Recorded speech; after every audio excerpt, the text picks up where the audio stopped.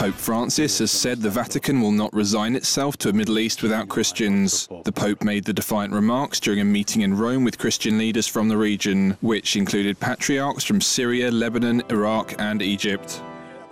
Since the Arab Spring Revolution swept the region in 2011, Christians have faced widespread persecution and violence, with their families, homes, businesses and schools often targeted by hardline Islamist militants. Sunni Muslim al-Qaeda factions and splinter groups across the Middle East have targeted Christians as part of efforts to spread Sharia law across the region.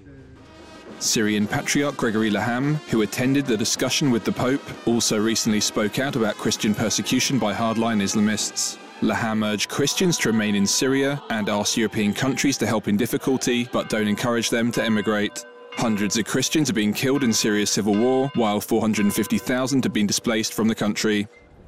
Some 40,000 of those Syrian refugees have fled to neighbouring Lebanon, and the violence has spilled over the shared border on a number of occasions. Last year, Pope Francis's predecessor Benedict visited Lebanon after a series of kidnappings and violence against the Christian community. In Iraq, the Christian community has dwindled since the American invasion in 2003.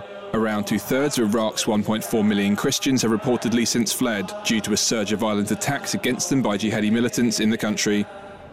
While in Egypt, since the ousting of former President Mohamed Morsi, Coptic Christians continue to face persecution and intimidation from the country's Islamist majority, which has included sexual harassment, violence and murder. Christian churches, businesses and schools in Egypt have been subjected to vandalism and arson.